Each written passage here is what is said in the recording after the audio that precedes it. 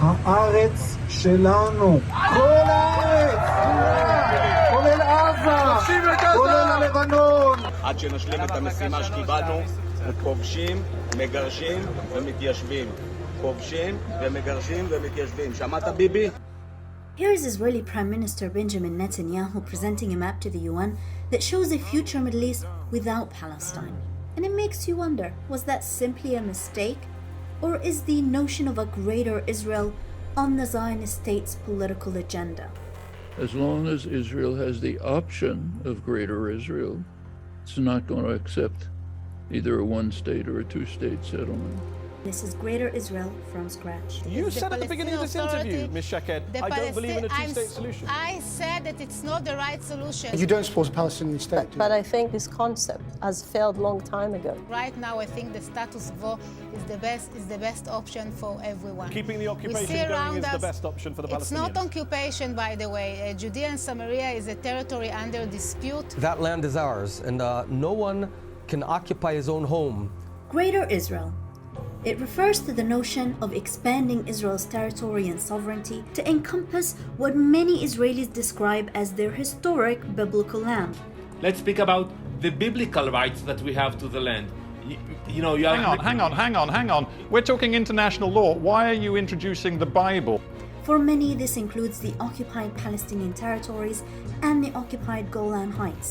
This notion that the land, the occupied West Bank is yours, is not in any accordance with international law. we do have biblical rights to the land. It's all there. Is the Bible a legal document, Ambassador? This is our deed to the land. There are those who say the entire region between the Jordan River and the Mediterranean Sea is the promised land of the Jews and is theirs by divine right, regardless of who lives on the land and their rights to self-determination, while others see it as a dangerous ideology centering ethno-supremacy and the marginalization of the land's indigenous Palestinian population. They deem it a threat to the principles of justice, equality, and human rights, and of course, by default, an obstacle to peace. Israelis say they are supporting the two-state solution, but they would never give up the settlement project and the territory. Israel never had an intention to go for it, and we have to realize that Israel is so strong. What can we do? In the eyes of many Palestinians, the notion of a greater Israel is becoming a stark reality.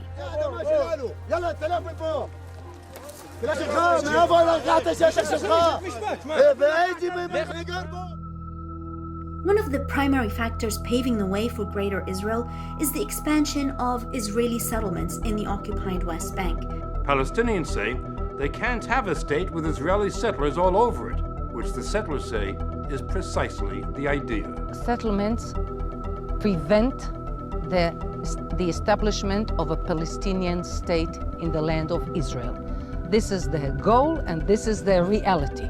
Settlements are illegal under international law as per UN Security Council resolutions, the most recent of which was UN Security Council Resolution 2334 adopted in 2016, which clearly states that Israel's settlement activity constitutes a flagrant violation of international law and has no legal validity. We've had endless Security Council resolutions against Israel, but Israel continues to be the strongest and growing force in the Middle East. Israeli officials have not only completely dismissed all UN resolutions pertaining to the end of illegal settlement activity and the withdrawal from occupied territories, but have actively sought to encourage the construction and legitimization of more and more Jewish-only settlements on Palestinian land. Peace will be achieved by strength, not by carving out our tiny country and handing it over to our enemies. You're not carving out your own country, you're withdrawing from occupied territories, which everyone in the world, including Israel's own Supreme Court, regards as occupied territory. That's the problem. You can't carve out stuff that's not your own. I guess what you need to do is go back and change the Bible. There are at least 700,000 Israeli settlers living in illegal settlements in the occupied East Jerusalem and the West Bank, territories that are intended for a future Palestinian state as per the internationally supported two-state solution. Meanwhile, many Palestinians across the occupied Palestinian territories are being pushed out of their homes and lands.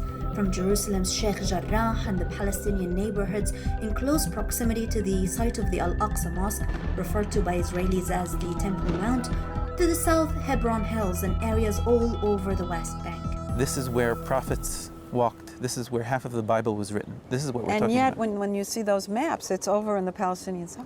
Yeah, well, maps are written on paper. We've also seen Palestinian families being moved out of their home, packing up their things just last week, not far away from here. Because they want to immigrate because... No, they say they were forced off their land. They want to immigrate. I encourage that they will immigrate because this is not their land, this is our land. You cannot go to Jerusalem at all.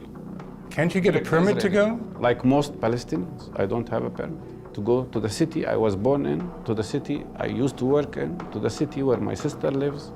Here's what he's up against. Scores of Israeli settlements dominating the lowlands like crusader fortresses. Many are little cities, and none of them existed 40 years ago. The Israeli government sees Judea and Samaria as integral part of Israel. We always thought that the Jewish people have deep connection to this piece of land. You are stealing my house! And if I don't steal it, someone else is going to steal it. And finally, the growing fears of the ethnic cleansing of the besieged Gaza Strip or large parts of it. This is thought out. It's not something that we tell them, go to the beaches, go drown yourselves, God forbid. Not at all.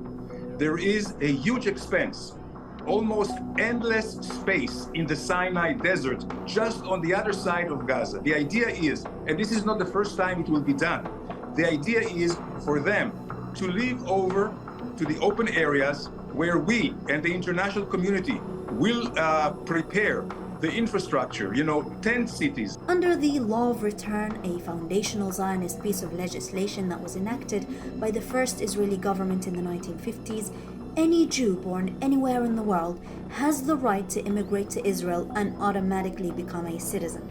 They also have the right to live in any of the illegal settlements in the occupied Palestinian territories. On the flip side, Palestinian refugees and their descendants are not allowed by Israel to return to the homes and lands they were forced out of during the Nakba and the establishment of the Israeli state in 1948, despite their internationally recognized right to do so as per UN Security Resolution 194. The very basic idea of the Palestinian hood is to say we need to have our refugees back to the Green Line, which is where is modern Israel. Basically, they want to make sure Israel won't exist. Aside from the absence of a serious pursuit and practical viability of a two-state solution based on an Israeli and a Palestinian state existing side by side, there is wide Israeli disapproval of the increasingly supported one-state solution approach, which advocates for one democratic state between the Jordan River and the Mediterranean Sea, with equal rights for all its citizens and the return of all Palestinian refugees. This is coupled with a status quo that maintains an Israeli military occupation over Palestinians and a system of apartheid as recognized by the world's most leading human rights organizations, including Israel's own Beit Salem. Israel has the upper hand and has been busy manipulating time in order to create facts unilaterally. It's systematically destroying the two-state solution. If it succeeds in doing it, what is to replace it? In order for Israel to exist, a Palestinian state can't exist. The two-state solution is dead as an idea, isn't it? In your mind?